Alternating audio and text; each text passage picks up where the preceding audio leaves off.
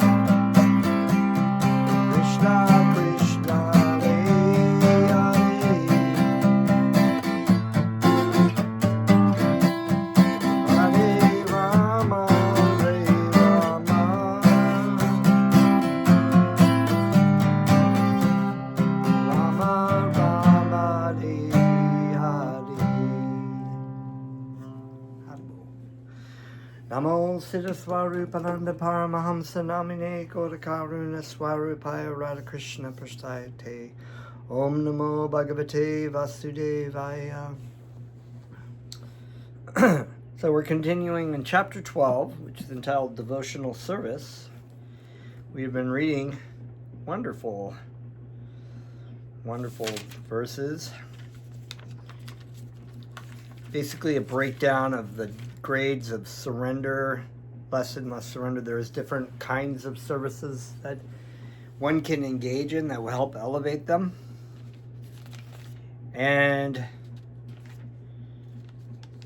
But we had defined the pure devotee of Krishna, who is not envious, is kind friend who to all living entities, he doesn't think he's a proprietor. He doesn't feel like he owns anything. Anything really belongs to him. He knows that it's belonged to Krishna. Free from ahankara, the false ego. He understands he's this false ego of identifying oneself with the body. Happy and stress, equilibrium. Material happiness, material distress comes and goes, like winter and summer seasons. Satisfied, tusta, right? Engaged in devotional service with determination and mind and intelligence in agreement with me. Very dear with me. And that was, both Lord Jesus Christ, and I was hearing today because I have this singing gig at a church on bi-weekly on Sundays, and they read from the Bible sometimes. And of course, Jesus talks about, if you know me, you will know that I am in the Father, and the Father is in me.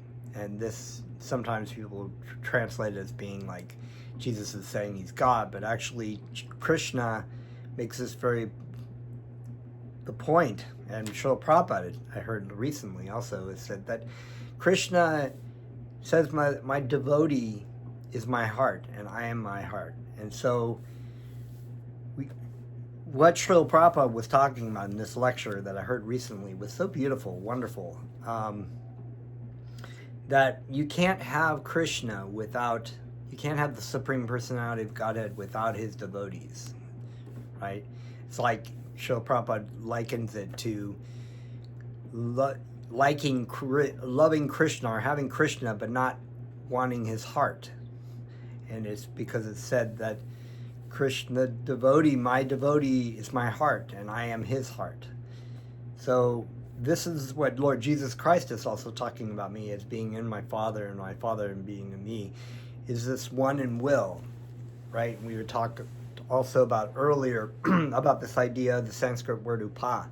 Upa means to sit close, but it also means to be close in proximity, close in will, coming closer to the Supreme Personality in relationship. And the premise of this chapter, of course, was that Arjuna wanted to clarify for all the people to come which was better, the devotional service to the Supreme Personality of Godhead, bhakti, or worshiping coming to know Brahman realization. And Krishna says, of the two, bhakti is the best, because it is this relationship, it's this closeness, this being in one in will with the Supreme Personality of God. It is Krishna consciousness. The understanding the Supreme Brahman, the Brahman effulgence, while Krishna states, and Bhaktivedanta states, that it can lead someone to come to bhakti eventually, it's not the direct method, it's not the recommended method that Krishna states. And anybody who's trying to translate this accordingly shows that just by the very last famous verse, abandon all varieties of religion and just surrender to me in love and will and closeness and oneness and being within each other. But that one being within each other is not being the same person. You can have one in will with a relationship with the wife or husband or your mother or your father, be very close in a relationship, but they're always going to be two individual peoples. Their will may be the same, but there will always be two people. Text 15. Yashman novi jate loko, lokan novi jate cha yaha. Harsha marsha vayo dve gair. Mukto ya sa cha me priyaha. Yasmat, for from whom? Na, never. Udvijate, agitates. Lokaha, persons. Lokat, persons. Na, never. Avijate, disturbed. Cha, also. Yaha, anyone. Harsha, happiness. Amarsha, distress. Baya, fearlessness. Fearfulness, sorry, not fearlessness. Fearfulness. Udvegai, with anxiety. Muktaha, freed. Yaha, who. Sa, anyone. Cha, also. Me, my, priyaha, very dear. Translation, text 15. He for whom no one is put into difficulty and who is not disturbed by anxiety, who is steady in happiness and distress, is very dear to me. So, a devotee of Krishna may be in great difficulty to try to render, but he doesn't see this as difficulty, and he's not disturbed by anxiety, because anxiety, he knows what his will is. He knows what, he's steady in this, whether there's great anxiety or not anxiety. A few of a devotee's qualifications are further being described. No one is put into difficulty, anxiety, fearfulness, or dissatisfaction by such a devotee.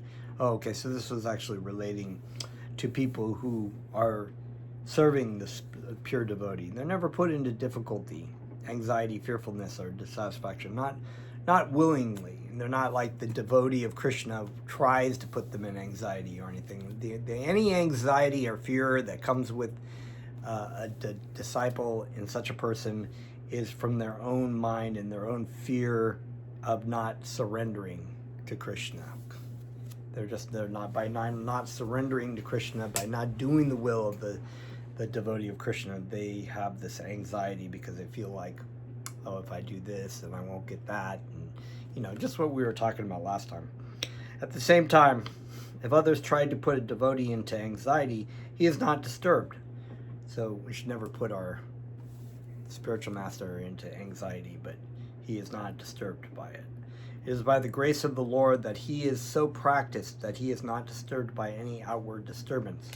Actually, because the devotee is always engrossed in Krishna consciousness and engaged in devotional service. All such material circumstances cannot woo him. So I like to think about, both Lord Jesus Christ and the same living entity, Haridas Thakur, two personalities, but actually the same person, spirit, soul, actually, in different lives.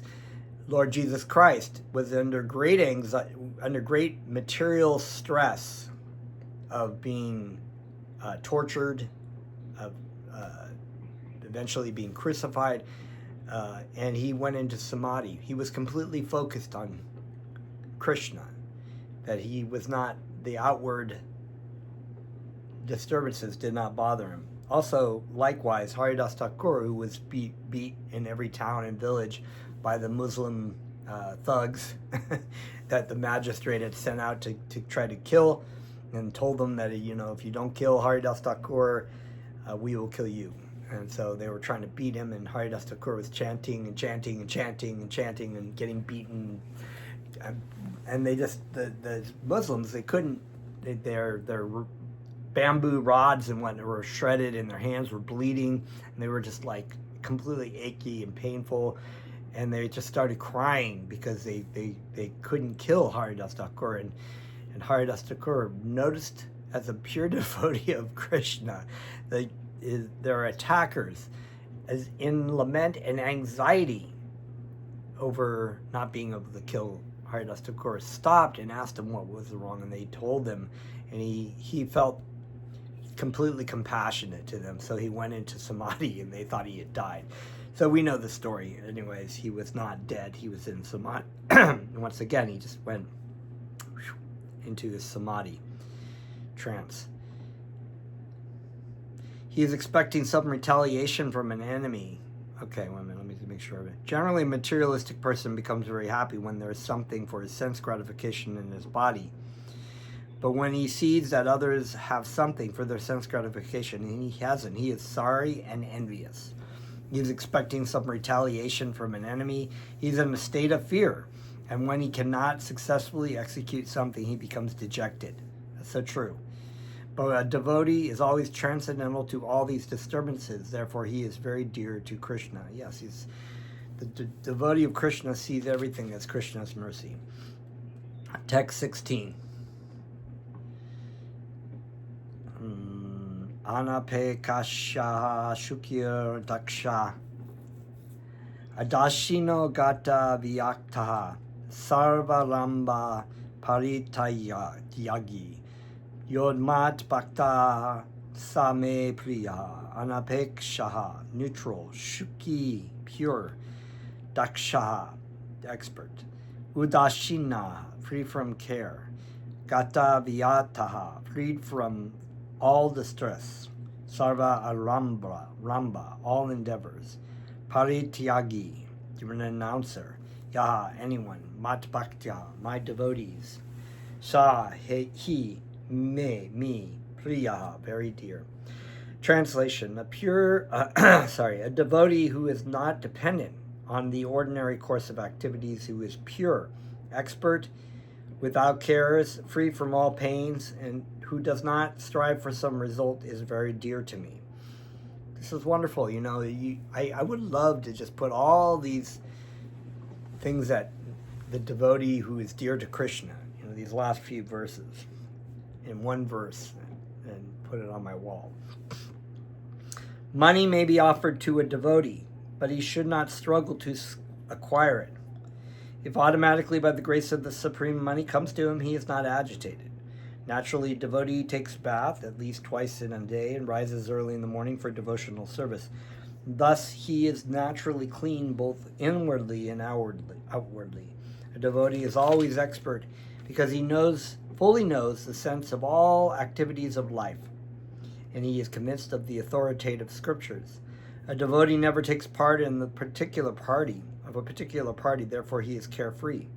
He is never pained because he is free from all designations. He knows that his body is a designation, so if there are some bodily pains, he is free. The pure devotee does not endeavor for anything which is against the principles of devotional service. For example, constructing a big building requires great energy, and a devotee does not take to such business if it does not benefit him by advancing his devotional service. He may construct a temple for the Lord, and for that he may take all kinds of anxiety, but he does not construct a big house for his personal relations. Text 17. Yo na hrishati na deveshti na shochati na kankshati shubha parityagi bhaktinman yaha same priya yaha, one who na never hirshyati takes pleasure, na never deveshti grieves, na never shochati laments, na never kankshati desires, shubha auspicious, ashubha inauspicious, parityagi renouncer, bhaktiman devotee, yaha, one who, saha, he is, me, my, priyaha, dear. Translation, text 17. One who neither grasps pleasure or grief, who neither laments nor desires, who renounces both auspicious and inauspicious things, is very dear to me. So there's not this dualism. He's not mukti bhukti. He's very focused. It's like Srila Prabhupada said, you know, when you're on the seesaw of life, you try to find your balance of equilibrium. Things may go up, things may go down in the material world, but your spiritual life, your focus on your service to your spiritual master and Krishna are steady, sthiti. A pure devotee is neither happy nor distressed, nor over material gain and loss, nor is he very much anxious to get a son or disciple, nor is he distressed by not getting them. Yeah. Srila Prabhupada has always said if you could have just one person who became a pure lover of Krishna, then he would feel like his life was successful. But that doesn't mean that he ever really cared about how many disciples. It's not a numbers game.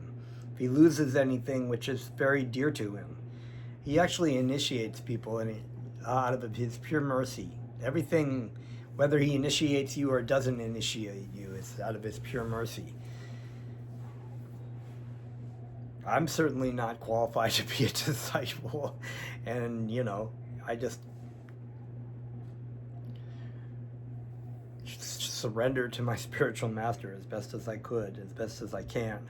I'm not perfect at it, but I don't know. I don't pretend to know anything other than being the complete mercy of my spiritual master is all that I'm made of. If he loses anything which is very dear to him, he does not lament. Similarly, if he does not get what he desires, he is not distressed. He is transcendental in the face of all kinds of auspicious, inauspicious, and sinful activities. He is prepared to accept all kinds of risks for the satisfaction of the Supreme Lord. Nothing is an impediment in the discharge of his devotional service. Such a devotee is very dear to Krishna. Okay, text 18 and 19. Shama shatra cha mitre cha tata manapamanayaha shitoshna shuka dukeshu sama shanga vavivarchitaha tolya ninda stutur mauni santusto yena kenachint aniketa stila matir bhaktimam me priyana sama equal. There's our word equal, sama. Yes, the devotee of Krishna is equal. Sama is not sama. He is not, attached to when things go good materially in the material world. He's not attached to being distressed when things go not so good or painful. He's equal, sama. Shatrao to the enemy, cha also, mitre to friends, cha also, tata so, mana honor, apamana yo dishonor, shita cold, ushna heat, shuka happiness, dukeshu distress, sama equiposed, shanga vivarjitaha. Free from all association, tulya equal, ninda defamation, stuti repute, mauni silent, santushtaha satisfied, yena somehow, kena or other, chit if, aniketaha having no residence, stila fixed, mati determination, bhaktimam engaged in devotion, me my, priya dear, nala a man. Translation 18 and 19. One who is equal to friends and enemies, who is equiposed in honor and dishonor, heat and cold, happiness and distress, fame and infamy, who is always free from contamination, always silent and satisfied with anything, who doesn't care for any resonance, who is fixed in knowledge and engaged in devotional service is very dear to me. Nice. Purport. The devotee is always free from all bad association. Sometimes one is praised and sometimes one is defamed, but that is the nature of human society. But a devotee is always transcendental to artificial fame and infamy, distress or happiness. He is very patient. He does not speak of anything but the topics about Krishna.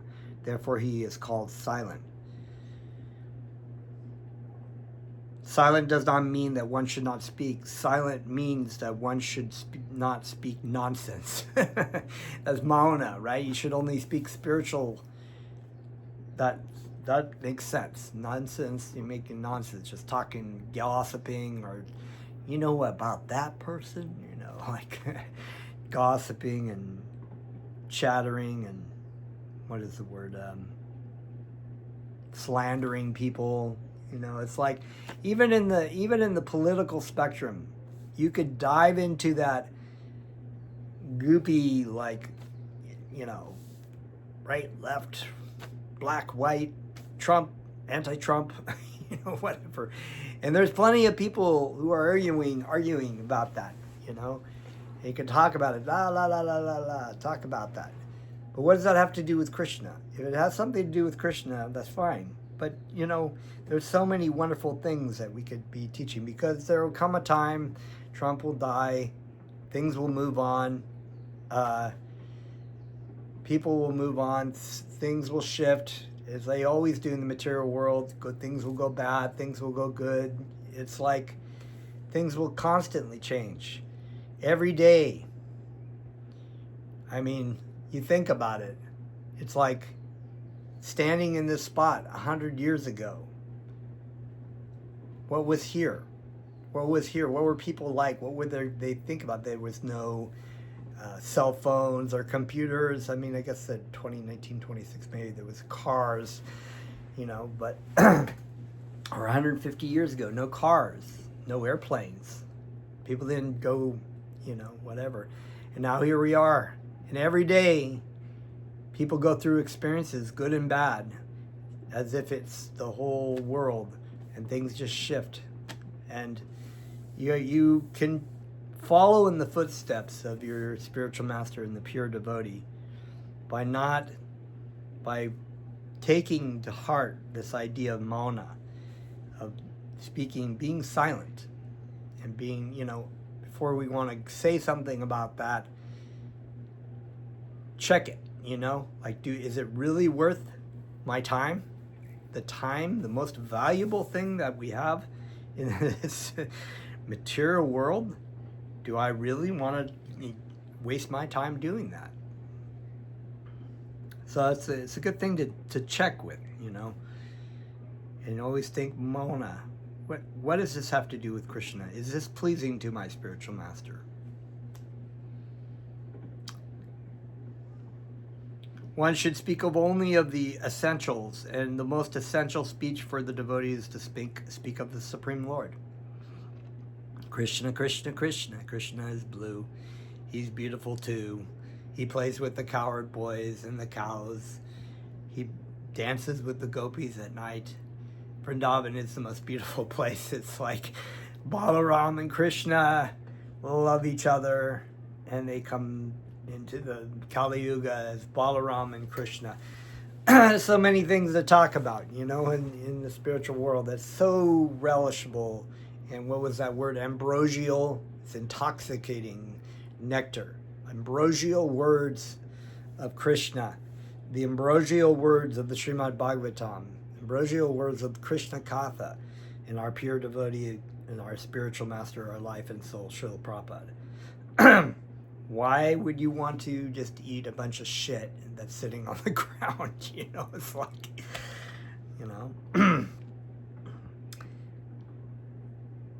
He is happy in all conditions. Sometimes he may get very palatable foodstuffs, sometimes not, but he is satisfied. Nor does he care for any residential facility.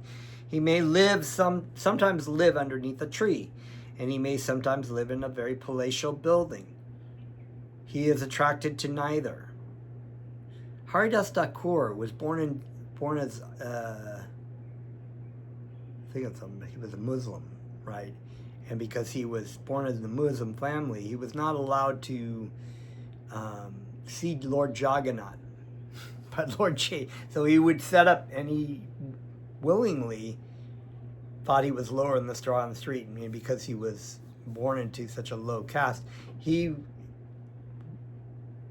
separated himself. But Lord Chaitanya came to him, and Lord Chaitanya had an eternal loving relationship with Haridas Thakur. Haridas Thakur is the Acharya of the holy name. We offer our humble obeisances unto the lotus feet of Haridas Thakur.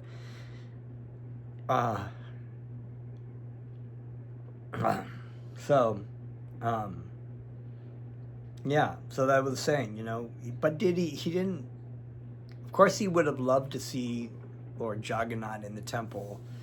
He would have loved to go there and get the prasadam, but he was given prasadam by Lord Jagannath, himself, Lord Chaitanya Mahaprabhu. He had the inside relationship with Lord Chaitanya Mahaprabhu. Pure, eternal relationship. He is called fixed because he is fixed in his determination and knowledge. We may find some reputation in the descriptions of the qualifications of a devotee, but this is just to give an illustration of the fact that a devotee must acquire all these qualifications. Without good qualifications, one cannot be a pure devotee. One who is not a devotee has no good qualifications. One who wants to be recognized as a devotee should develop the good qualifications, and the best way we attain, chant Krishna's names and then follow the instructions of our spiritual master.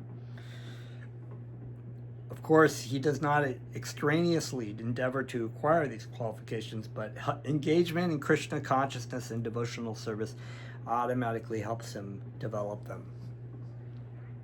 Text 20. Yetu dharmayam rityam idam yatoktam parum pachate shradadana matparam bhaktaste tivadme priya. Ye, one who, two, but dharmya, generosity, amrityam, understanding. That's very interesting. I wonder if it's the same amrita. Amrita is also nectar. Idam, this, yata, as, uktam, said, paru pashate, completely engages, shradadana, with faith, matparamaha, taking the Supreme Lord as everything, bhakta, devotees, te, such persons, ativa, very, very, me, priya, dear. Translation, text 20. He who follows this imperishable path of devotional service. Now there's that word again, imperishable. Like we had this word imperishable. And I'm just kind of curious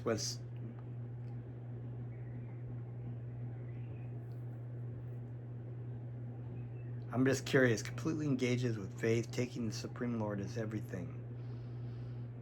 It's very interesting that he uses that imperishable because we also have that imperishable soul. The path of devotional service is imperishable. It's eternal because it is Krishna. It's eternal and spiritual. Some paths of religion may come, may go, and die off, and when they're perishable paths. But whether or not you have 1 or 1,000,000 people following devotional service or nobody, it eventually will reappear.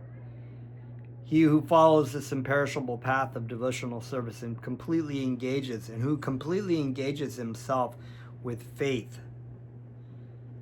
making me the supreme goal, is very, very dear to me.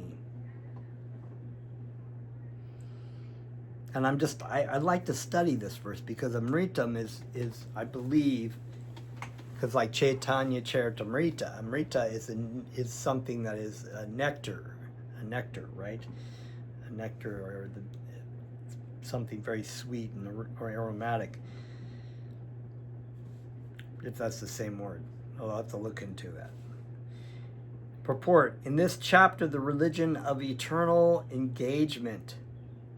The explanation of the process of transcendental service for approaching the Supreme Lord is given. This process is very dear to the Lord, and he accepts a person who is engaged in such a process. The question who is better, one who is engaged in the path of impersonal Brahman or one who is engaged in the personal service of the Supreme Personality of Godhead, was raised by Arjuna at the beginning, right? That was his question. And the Lord replied to him so explicitly that there is no doubt that devotional service to the personality of Godhead is the best of all processes of spiritual realization. End point. Bhakti Yoga, the highest form of spiritual realization. In other words, in this chapter, it is decided that through good association, one develops attachment for pure devotional service and thereby accepts a bona fide spiritual master, and from him begins to hear and chant and observe the regulative principles of devotional service with faith, attachment, and devotion, and thus become engaged in the transcendental service of the Lord. Yes, association is key. Whoever you hang out with is, whoever you're relating to, that will influence you in a certain way. This path is recommended in this chapter. Therefore, there is no doubt that devotional service is the only absolute path for self-realization, for the attainment of the supreme personality of Godhead.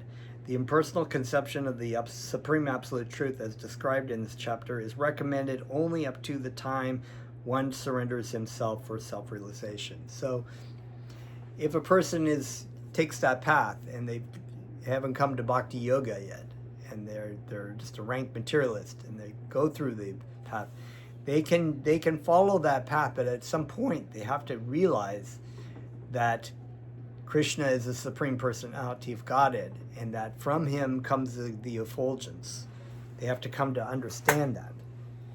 And our spiritual master did so, and so did the Kumara brothers, and so did Shukadev Goswami, and so many great devotees in the past who have been impersonalists, but by some means, either by the tasting of Tulsi manjaris, or by hearing the Srimad Bhagavatam, or hearing the holy names of Krishna, were attracted to Krishna.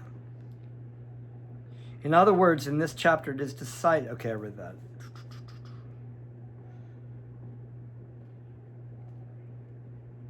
This path is recommended in this chapter. Therefore, there is no doubt that devotional service is the only absolute path for self-realization, for the attainment of the Supreme Personality of Godhead. The impersonal conception of the Supreme Absolute Truth, as described in this chapter, is recommended only up to the time one surrenders himself for self-realization. In other words, as long as one does not have the chance to associate with a pure devotee, the impersonal conception may be beneficial. In the impersonal conception of the Absolute Truth, one works without fruitive result, meditates and cultivates knowledge to understand spirit and matter. Those are those different grades of, conditions of, how many surrender you have. You can cultivate some very good qualities, kindness towards people, being of service,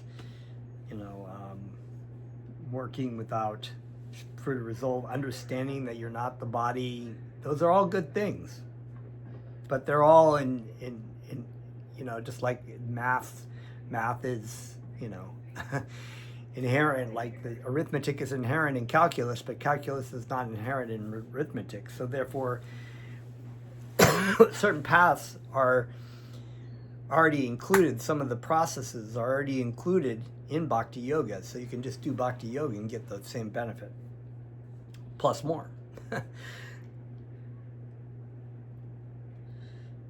This is necessary as long as one is not in the association of a pure devotee.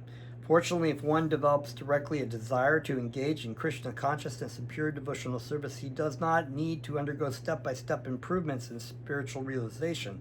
Devotional service, as described in the middle 6 chapters of Bhagavad Gita, is more congenial.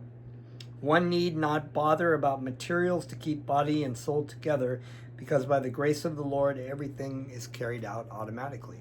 Krishna. Thus ends the Bhaktivedanta purports of the 12th chapter of the Srimad Bhagavad Gita in the matter of devotional service. That is an awesome, they're all awesome chapters. I always loved it. It's wonderful because actually going through this and reading it like this is giving me such a deeper understanding. I've read the Bhagavad Gita before. I've been reading it since I started chanting, but to read it through like this is just so wonderful.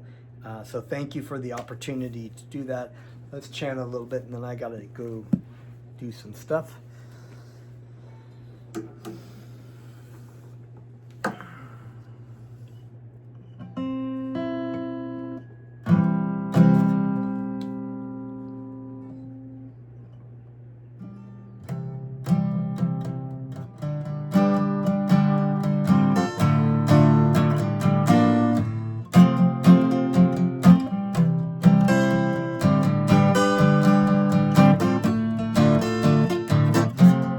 Namo Siddha